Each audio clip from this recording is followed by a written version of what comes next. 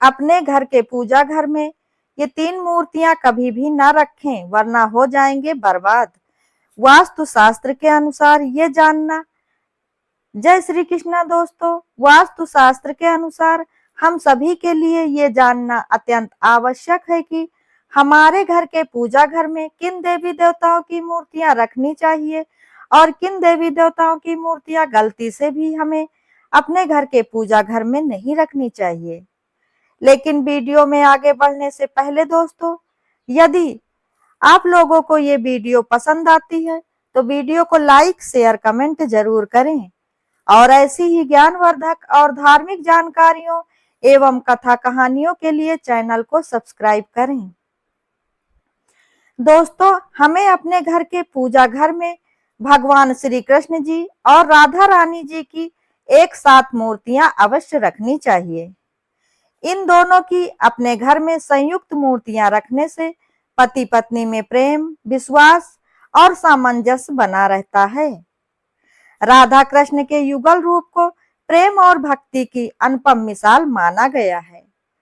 अपने घर के पूजा घर में राधा कृष्ण जी की मूर्ति रखने से हमारे घर से कलह कलेश हमेशा के लिए दूर होते हैं और इसके साथ ही धन धान में वृद्धि भी होती है। वहीं वास्तु शास्त्र के अनुसार भोलेनाथ जी की मूर्ति अथवा उनकी शिवलिंग और भगवान श्री हरि विष्णु जी की मूर्तियां एक साथ नहीं रखनी चाहिए, क्योंकि भगवान भोलेनाथ जी की और भगवान श्री हरि विष्णु जी की दोनों की पूजा पद्धति भिन्न होती है। क्योंकि भगवान श्री हरि विष्णु जी तुलसी पत्र के बिना भोग ग्रहण नहीं करते हैं, जबकि भगवान शिव को तुलसी पत्र अर्पण करना पूर्ण रूप से वर्जित बताया गया है। इसलिए उनकी मूर्तियां अलग अलग स्थान पर ही रखनी चाहिए, यानी कि इनमें प्रॉपर दूरी बनी रहनी चाहिए। इसके अलावा अपने घर के पूजा घर में ब्रह्मा, विष्णु, महेश इन तीनों की मूर्तियां एक साथ नहीं रखनी चाहिए।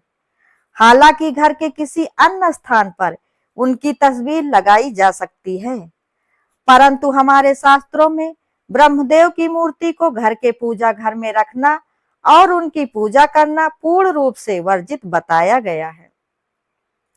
इसी प्रकार से वैवाहिक दंपत्ति के शयन कक्ष में हनुमान जी की तस्वीर अथवा मूर्ति नहीं रखनी चाहिए, क्योंकि हनुमान जी बाल ब्रह्मचारी हैं।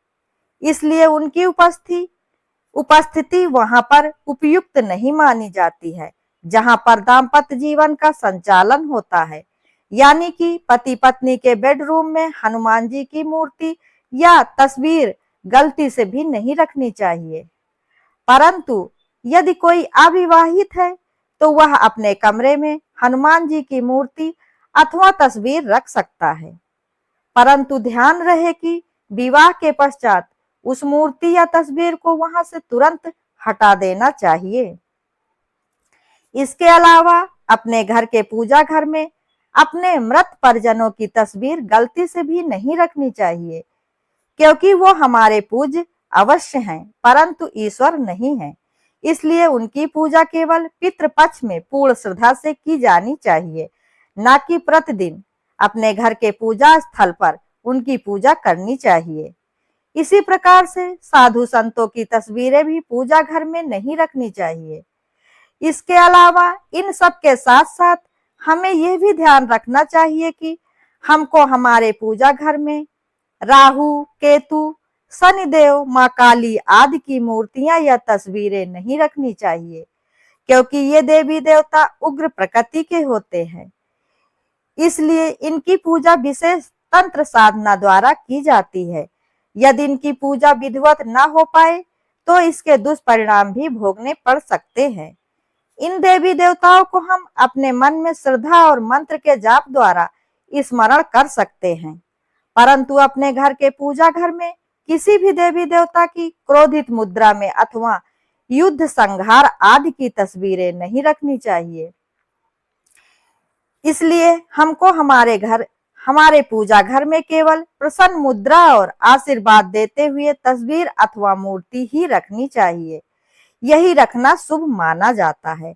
हमें इस बात का भी विशेष ध्यान रखना चाहिए कि हमको हमारे घर के पूजा घर को नियमित रूप से स्वच्छ एवं पवित्र बनाए रखना चाहिए। यदि समय की कमी हो तो केवल एक ही आराध्य या कुल देवता की मूर्ति रखें और उन्हीं की प्रतिदिन पूर्ण श्रद्धा भाव से पूजा अर्चना करें, क्योंकि बहुत सारी मूर्तियां रखकर यदि नियमित पूजा न की जाए तो ये देवी देवता का अपमान माना जाता है। इसलिए हमें इस बात का विशेष ध्यान रखना चाहिए कि हमारे घर का पूजा घर केवल हमारे आराध्य देवी देवताओं का ही स्थान होता है, इसलिए वहां पर केवल उन्हीं को सर्वोच्च स्थान देना चाहिए। वास्तुशास्त्र के अनुसार हमें अपने घर में पूजा घर बनाने के लिए घर का एक निश्चित स्थान और दिशा निर्धारित होती है। हमें हमारे घर में पूजा घर सदैव ईशान कोण में ही बनवाना चाहिए। ईशान कोण अर्थात उत्तर और पूर्व के मध्य की दिशा को ईशान कोण कहा जाता है, क्योंकि ये दिशा सर्वाधिक पवित्र और सकारात्मक ऊर्जा से पूर्ण रूप से परिपूर्ण होती है। दोस्तों, यदि वीडियो पसंद आई हो तो वीडियो को लाइक, शेयर, कमेंट जरूर करें। धन्यवाद।